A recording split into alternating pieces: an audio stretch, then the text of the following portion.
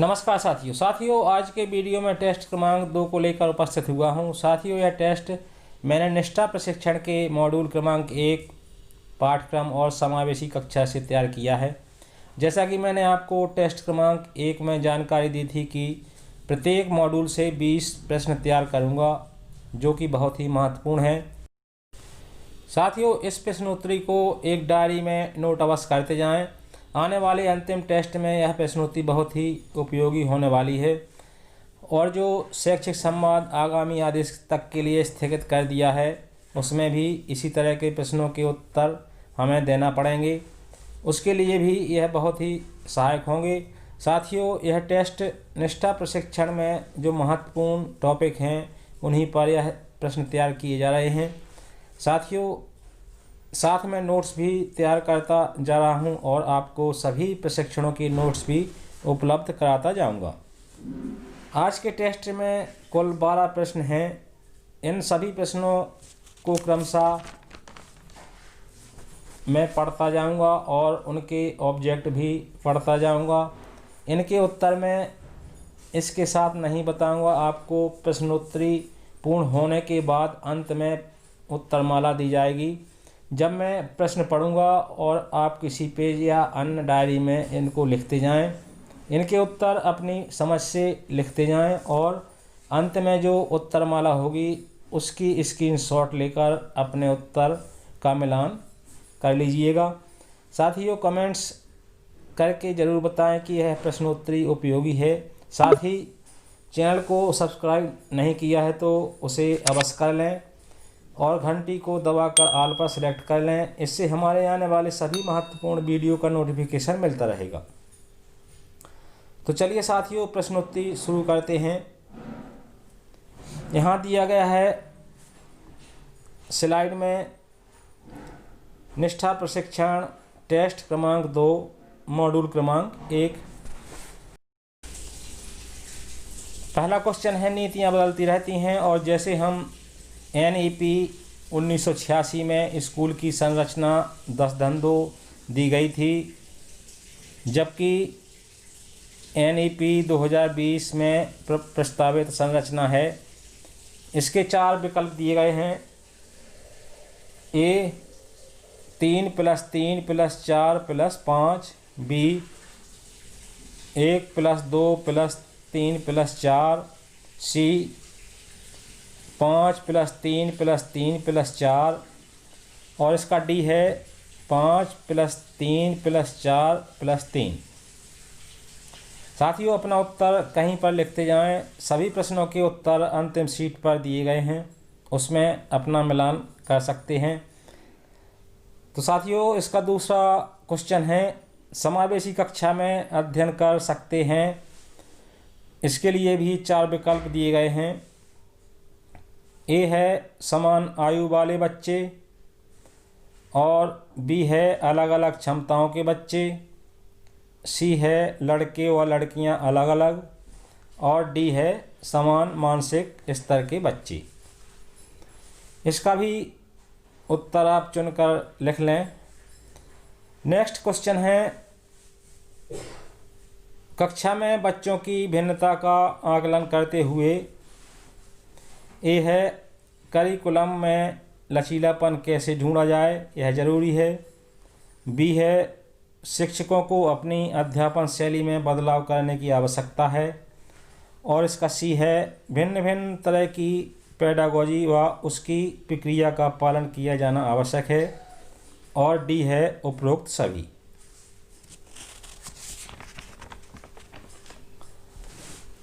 Next question है चौथा, राष्ट्रीय पाठ्यचर्या की रूपरेखा में सम्मिलित नहीं है। इसका A है सामाजिक न्याय, B है वैज्ञानिक दृष्टिकोण, C है धार्मिक व्यवसायीकरण, और D है संवैधानिक मूल्य। साथियों, जो विकल्प आपको सही लगता है उसका चयन कर लीजिएगा। अब चलते हैं प्रश्न क्रमांक 5 पर। राष्ट्रीय शिक्षा नीति 1968 के अनुसार NCERT द्वारा पहली पाठ्यचर्या की रूपरेखा किस सन में बनी? इसका ए है 2001, बी 2005, सी 1968 और डी 1975। छठवां क्वेश्चन है, शिक्षा नीति का निम्न में से कौन सा कार्य शामिल नहीं है?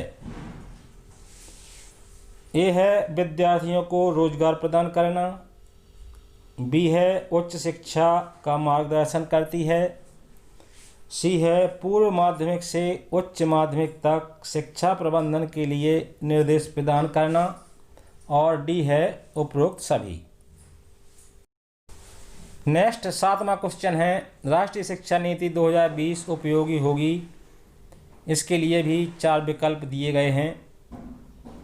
पहला है समावेशी शिक्षा में, बी है शिक्षक प्रशिक्षण में, सी है शिक्षा के सुधार में, और डी है उपरोक्त सभी। अब चलते हैं प्रश्न क्रमांक 8 पर। कक्षावार और विषयवार पढ़ाए जाने को सूचीबद्ध करता है।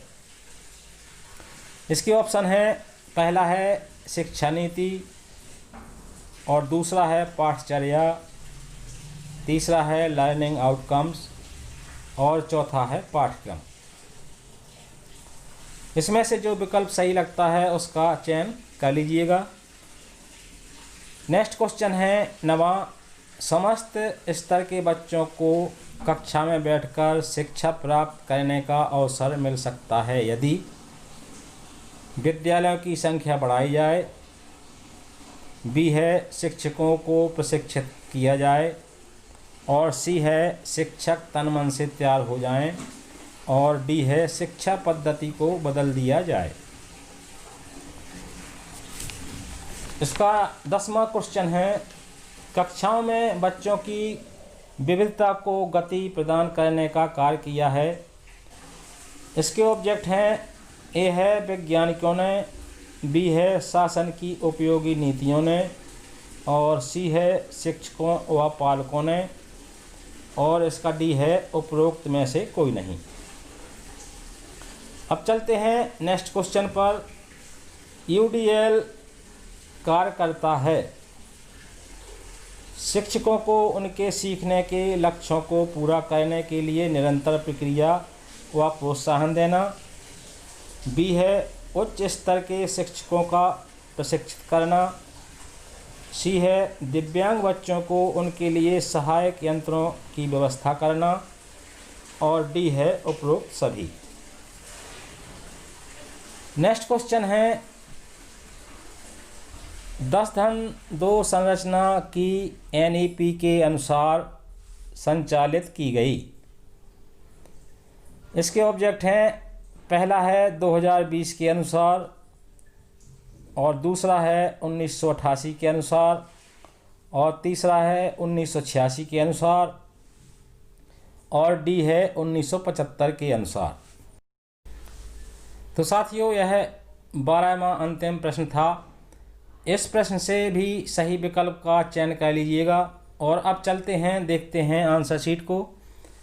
उत्तर शीट में पहले का सही उत्तर है सी, दूसरे का बी, तीसरे का सही उत्तर है डी, चौथे का सी, पाँचवें का डी, छठवें का ए, सातवें का डी, आठवें का डी, नौवें का सी, और 10वें का बी, और 11वें का सही उत्तर है ए, और 12वें का सी।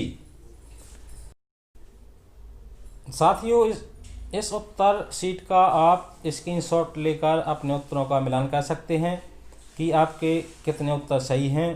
साथियों, मुझे आशा है कि आपको यह जानकारी पसंद आई होगी। पसंद आई हो तो लाइक और शेयर अवश्य कर दें, और सब्सक्राइब भी कर लें। धन्यवाद।